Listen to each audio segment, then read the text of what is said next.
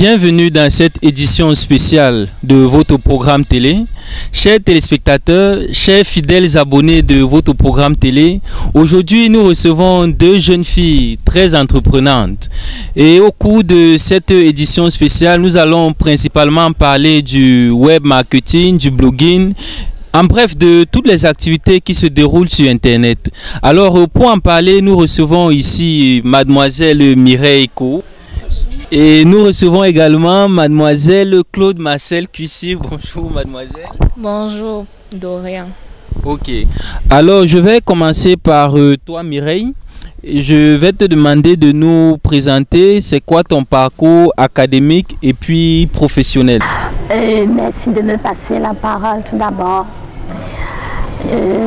Je m'appelle Mireille Ko et en ce qui concerne mon parcours secondaire, j'ai poursuivi mes études secondaires au Cameroun et j'ai eu un baccalauréat dans la série A4 allemand.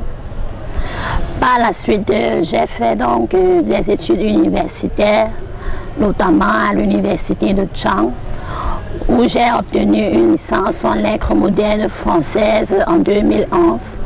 Par la suite, j'ai poursuivi avec un master et je l'ai bouclé avec un master 2 en langue et linguistique française. Et donc j'étais franchement satisfaite de mon parcours parce que j'avais une très bonne mention. Et mes études portaient sur l'étude nationale du Cameroun. Alors, et nous retournons à présent vers vous, mademoiselle Claude Marcel. Parlez-nous un peu de votre parcours académique. Merci de m'avoir passé la parole. Mon parcours n'est pas aussi long que celui de Mireille. J'ai fait également baccalauréat 4 allemand, puis je me suis entraînée à aller à l'université de Douala en droit. Je n'ai pas terminé le cursus, je me suis arrêtée en niveau 2. J'ai dû continuer en communication d'entreprise à ESG où je suis actuellement, aussi en niveau 2. Alors là, vous nous avez brièvement présenté vos parcours académiques, mais nous allons un peu nous attarder sur vos parcours professionnels également. Donc si je commence par toi Claude, tu es cette étudiante mais tu mènes déjà des activités professionnelles sur Internet. Si tu nous en touchais juste un mot. Ce que je fais s'appelle le social media marketing. Il s'agit de faire du marketing pour les réseaux sociaux. Je ne parle pas de web marketing ou de marketing digital. Cela fait partie du marketing digital. C'est une variante du marketing digital, mais qui ne touche que les réseaux sociaux. Donc, les entreprises, comment elles doivent être sur les réseaux sociaux? Beaucoup de personnes ont des appréhensions sur leur présence sur les réseaux sociaux. Ils pensent que c'est juste publier une photo et balancer en ligne, alors que c'est beaucoup plus que ça. Voilà ce que je fais. D'accord. Merci, nous en reparlerons certainement tout à l'heure. Et vous, Mireille, vos activités professionnelles, si vous nous en touchez juste un mot parce que nous en parlerons longuement dans la deuxième partie de cet entretien. Bien sûr, je suis CEO du super incubateur virtuel panafricain Afin Digital Marketplace AWA en Afrique. Et notre activité consiste à promouvoir les startups et les incubateurs à l'échelle internationale. Merci. Alors, chers téléspectateurs de MyUCTV, cet entretien s'annonce passionnant parce que, vous l'avez remarqué, il y a tellement d'activités qui se déroulent sur Internet. Nous en parlerons dans un moment avec nos deux experts.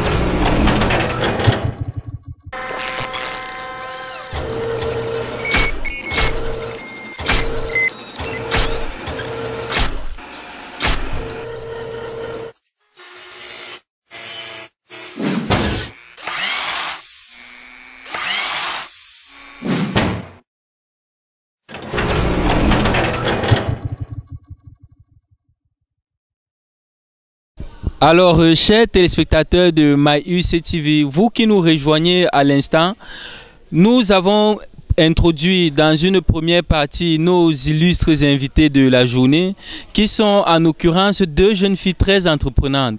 Nous les avons présentées, il s'agit bien évidemment de Claude Marcel et de Mireille Koou. Et maintenant, dans cette partie, nous allons parler spécifiquement des activités sur le net. Principalement, nous avons parlé du marketing digital. Alors, je commence par vous, mademoiselle Claude Marseille. Si vous nous parlez en profondeur de votre activité de marketing des réseaux sociaux. Tout d'abord, j'ai commencé avec... il faut d'abord savoir qu'il n'y a pas de formation académique au Cameroun et en Afrique centrale, je pense bien, en ce qui concerne le marketing digital. Donc, tous ceux qui exercent dans le domaine sont autodidactes, ils se forment soit en ligne, la plupart c'est en ligne et pas leur propre recherche personnelle. Donc, ce qui fait en sorte que pour exercer là-dedans, il faut énormément chercher, énormément se renseigner. Et j'ai constaté qu'il y avait un gros manque en ce qui concernait la connaissance du numérique parmi mes camarades étudiants. Beaucoup n'ont même pas de boîte email. Quand je dis à certaines personnes, ils ne le croient pas, mais c'est vrai. Donc, j'ai commencé par ce qu'on appelle le Social Media Time, que je fais sur mon mur Facebook chaque mardi soir, de 20h à 21h, où j'explique les bases des réseaux sociaux. Pourquoi être sur les réseaux sociaux, comment être sur les réseaux sociaux, selon ce que vous voulez en faire, en fait. Parce que tout dépend de ce que vous voulez faire. Si vous voulez juste vous faire des amis, il n'y a pas de souci. Il y a une façon d'être. Si vous voulez être professionnel, il y a une façon d'être. Si vous voulez aussi vous vendre, il y a aussi une façon d'être sur les réseaux sociaux. C'est par là que j'ai commencé mon activité sur les réseaux sociaux. Bon.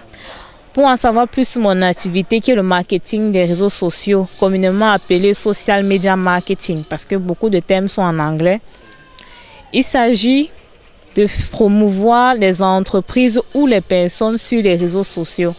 Leur présence sur les réseaux sociaux s'illustre par des pages Facebook, des comptes Twitter, des comptes YouTube, Instagram, etc. Parce que au Bamou, il y a plus de 100 réseaux sociaux.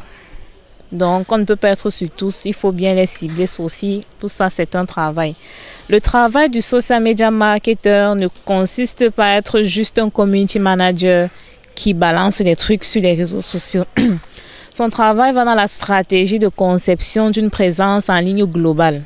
Si peut-être votre activité, l'émission Boss, veut être sur les réseaux sociaux, selon votre public cible, qui sont les étudiants sont sur quels réseaux sociaux? Ils sont sur WhatsApp, ils sont sur Instagram, ils sont sur Facebook.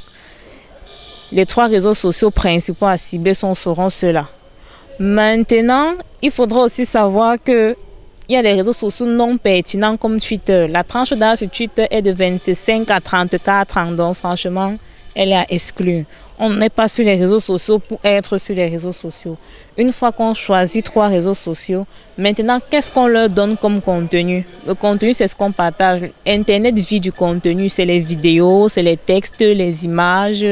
C'est tout ce qu'on met pour qu'il y ait partagé avec les autres. On choisit ce qu'on met comme contenu, on le crée le contenu parce que, et maintenant c'est donc ça, pour être social media marketer, il faut avoir des notions en infographie ou au moins se travailler avec un infographe pour concevoir les visuels, faire des montages vidéo, etc. On met une stratégie en avant, on crée aussi des textes, c'est aussi un métier en communication qui s'appelle le copywriter, celui qui crée les textes de publicité parce qu'on écrit aussi pour le web n'importe comment, une façon d'écrire pour le web spécifique, pas d'abréviation, pas de majuscules exagérées, pas de trop d'exclamations, c'est toute une méthodologie à faire. Alors, merci pour ces informations qui sont vraiment très enrichissantes. Et nous continuerons à en parler certainement dans la suite de cette interview. Alors maintenant, vous Mireille, vous êtes également très active sur les réseaux sociaux. Vous travaillez beaucoup sur Twitter, sur Facebook également, où vous faites vos activités d'incubation, où vous faites la promotion des entreprises locales sur le plan international. Alors, si vous nous expliquez comment est-ce que cela se passe concrètement. Merci. Afrique Digital Marketplace, en fait, Notre mission première, notre activité première, c'est de motiver les entrepreneurs à créer plus de fintech, à créer plus de start-up. Nous mettons à leur disposition un ensemble d'informations qui leur permettent, n'est-ce pas, de développer leurs idées de projet. Deuxièmement, nous faisons ce qu'on appelle une inception digitale des projets. C'est-à-dire quoi? Nous envoyons des messages à forte valeur ajoutée à l'international. Ceci permet notamment aux entrepreneurs de se faire connaître à l'échelle internationale. Et quand nous disons international, nous sommes en fait un réseau de 20 000 entrepreneurs partout dans le monde entier. Alors nous faisons donc l'envoi des messages de ces entrepreneurs à l'international. Ensuite, de l'autre côté, nous avons la réaction des influenceurs, des venture capitalistes, des décideurs qui, eux, nous contactent par la suite à travers notre réseau pour entrer en contact avec les entrepreneurs. Troisièmement, nous faisons la promotion de l'entrepreneuriat féminin parce qu'on s'est rendu compte que les femmes ont la peur de s'exprimer. Et nous voulons être dotés d'un certain nombre d'outils qui leur permettra, n'est-ce pas, de saisir toutes les opportunités en ligne pour pouvoir développer leur activité. Voilà, c'est un peu ça. Alors, au Cameroun, vous travaillez avec beaucoup d'entreprises ou beaucoup d'entrepreneurs. En termes de chiffres, qu'est-ce que ça donne? Justement, au Cameroun, nous tissons des partenariats avec les incubateurs. Au Cameroun, notamment, Camer Startup UPS, avec lequel nous travaillons pour promouvoir les fintech à l'international. Alors, et sur le plan international, vous avez des partenaires dans quel pays notamment? Sur le plan international, Afrique Digital Marketplace est partenaire avec l'École supérieure de l'économie numérique en Tunisie. Nous sommes également partenaires avec l'école, on appelle ça... INSEC. INSEC, voilà. Nous sommes partenaires avec INSEC à Paris et à Londres, notamment. Nous faisons ce qu'on appelle l'exportation des programmes africains à l'international. C'est pas si je me fais comprendre. Très bien. Alors, chers abonnés fidèles de votre programme, nos deux jeunes experts aujourd'hui sur le plateau nous font preuve de beaucoup de simplicité dans leurs propos, ce qui rend très intéressant cette interview parce que pour tous ceux-là qui, comme Claude l'a dit tout à l'heure, prennent un peu les réseaux sociaux comme un tour où on peut s'amuser, où on peut balancer des photos, des vidéos, etc. Non? Elle nous explique aujourd'hui que ces réseaux sociaux peuvent être utilisés pour des activités professionnelles, voire professionnalisantes. Donc nous allons vous passer également une petite bande vidéo en guise de pause et nous reviendrons vers vous pour terminer cette interview. Merci.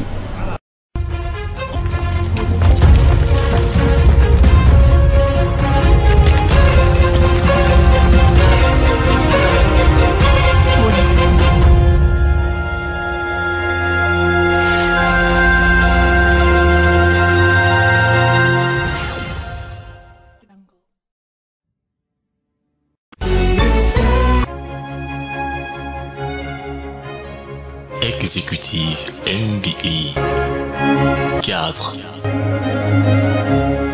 ou chef d'entreprise, devenez acteur de votre transformation professionnelle.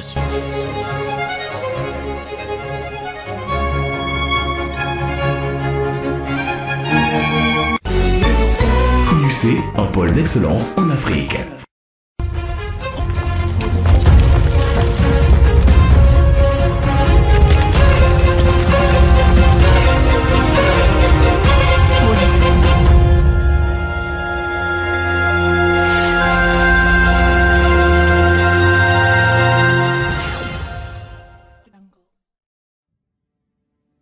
Alors, chers abonnés, vous qui nous rejoignez à l'instant, nous nous dirigeons progressivement vers la fin de cet entretien.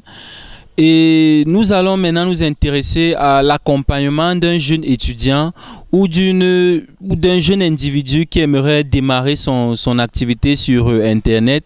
Et nous allons poser la question à Mireille pour qu'elle nous explique comment sur le plan pratique, on pourrait accompagner ce jeune-là qui n'a pas forcément d'expérience dans la gestion des réseaux sociaux, sur comment formaliser son idée, sur comment la développer et pourquoi pas trouver des partenaires à l'international. Alors, Mireille, nous sommes à l'Institut universitaire de la Côte aujourd'hui. Si un étudiant de l'IUC qui a son projet contacte ADPM, c'est-à-dire vous, ADMP, veuillez nous excuser pour la confusion. Comment est-ce que vous pouvez l'accompagner de son idée? Comment est-ce que vous pouvez l'aider à développer cette idée jusqu'à pourquoi pas trouver un partenaire à l'étranger? Merci. Déjà, sur Facebook, lorsqu'un entrepreneur ou un jeune étudiant approche les réseaux Afrique Digital Marketplace, il se connecte à travers notre groupe Facebook ADMP. Premièrement, il entre en contact avec nous via chat Facebook. Ensuite, il nous fait part de son projet. Ensuite, nous faisons la consultation de son projet depuis la gestation du projet et ensuite nous évaluons à peu près où est-ce que cet étudiant se trouve avec son projet. Ensuite, nous examinons sa stratégie de communication digitale sur les réseaux sociaux, si elle est bonne ou bien si elle est mauvaise. Nous l'accompagnons sur ce plan. Ensuite, nous vérifions l'aspect technologique du projet, si c'est un projet technologique, parce qu'il y a des projets qui ne sont pas technologiques. Alors, nous examinons l'aspect technologique du projet. Et si on se rend compte que l'étudiant n'est pas outillé, nous le mettons en contact avec nos partenaires locaux, tels que le programme Cameroun Startup Academy, par exemple, où il est orienté là-bas dans ce programme. Il est outillé, il est accompagné à travers ce programme. Et comment ça se passe pour contacter un partenaire étranger? Pour contacter un partenaire, ce n'est pas compliqué. Il suffit de nous dire justement que voilà, je suis étudiant, j'ai tel projet qui cadre avec telle entreprise à l'étranger, par exemple. Nous nous arrangeons maintenant pour envoyer votre message à l'international. C'est très simple. Parce que lorsque nous envoyons les messages des entrepreneurs à l'international, nous ciblons les entreprises à l'international. Donc c'est un processus clair. Je ne sais pas si je me fais comprendre. Alors, vous, Claude Marcel, vous êtes notre jeune expert du plateau sur la thématique des réseaux sociaux. Alors, est-ce que vous pouvez nous expliquer c'est quoi la différence entre de la communication sur les réseaux Facebook, LinkedIn et Twitter, par exemple? Parce que nous pensons que ce sont ces réseaux-là que les jeunes Camerounais utilisent le plus. Tout d'abord, les réseaux les plus utilisés sont Facebook, WhatsApp, Instagram, Twitter et LinkedIn dans une moindre mesure. Les jeunes Camerounais n'utilisent pas autant LinkedIn qu'ils le devraient. Dernièrement, un ami a posté que quelqu'un lui a envoyé une demande d'amis en train de fumer la chicha sur sa photo de profil LinkedIn, ce qui montre qu'il ne sait même pas là où il est. Donc, la différence d'abord va de la conception de la plateforme. Chacun des fondateurs de ces différentes plateformes avait une vision bien précise qu'il voulait donner à son projet, à son bébé. Facebook a pour but de mettre en connexion les amis, ce qui fait en sorte que dans notre fil d'actualité Facebook, les publications de nos amis sont toujours mises en premier. Peu importe le sponsoring, les publications de nos amis sont toujours privilégiées par rapport aux publicités et aux publications sponsorisées. Pour Twitter, sur Twitter, c'est différent. Pourquoi c'est différent? En créant Twitter, Il ne s'agit pas d'un réseau social pour mettre les gens en commun, mais pour mettre les informations à la disposition de tous, sans avoir à surcharger, parce qu'on sait sur Twitter, la limite est de 140 caractères. 140 caractères, c'est la limite de SMS avant, je pense, oui, pour que tout le monde puisse lire. Parce qu'au-delà de 140 caractères, personne ne lit. Parce que quand on fait un texte, ça a été étudié en fait, les 140 caractères. Quand on fait un texte qui va au-delà de 140 caractères, les gens ne lisent plus après 140 caractères, ou bien ils lisent de manière transversale sans vraiment lire. C'est pour ça que Twitter, c'est un réseau de micro-blogging. Donc tu dis ce que tu penses au quotidien de manière spontanée au fil de la journée. C'est pour ça que Twitter peut aller jusqu'à 500 millions de tweets par heure dans le monde. LinkedIn est un réseau social professionnel, c'est-à-dire qui s'adresse aux personnes recherchant la professionnalisation ou sont déjà professionnels. Ils cherchent des partenaires professionnels, ils cherchent des emplois ou cherchent à être employés ou cherchent à mettre en avant leurs compétences professionnelles ou leurs talents qui vont dans le même sens.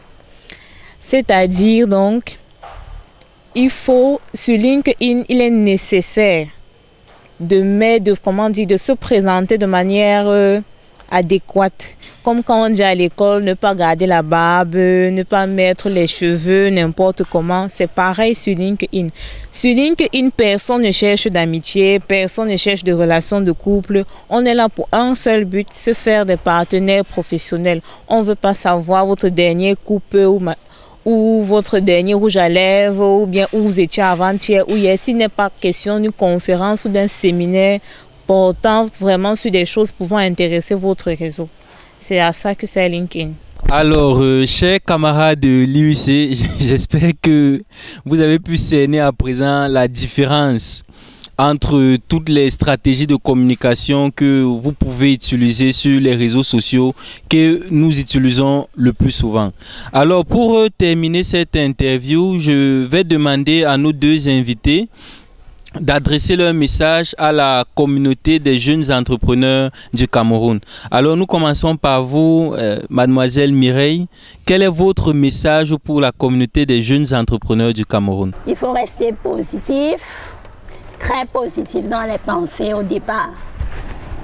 Ensuite, il faut chercher les informations et les très bonnes informations. Parce que nous savons qu'au Cameroun, il y a ce qu'on appelle la désinformation. Je ne sais pas si je me fais comprendre. Très bien, très bien. Il y a la désinformation. C'est pour cela que nous informons les entrepreneurs sur ce qui se passe au Cameroun et à l'international. Par la suite, nous, jeunes entrepreneurs, nous devons être sur le terrain, dans les événements, dans les conférences, dans les forums. Il faut rencontrer des gens. Il ne faut pas conserver son projet. Il faut essayer de parler de son projet à plus de monde possible. C'est ça.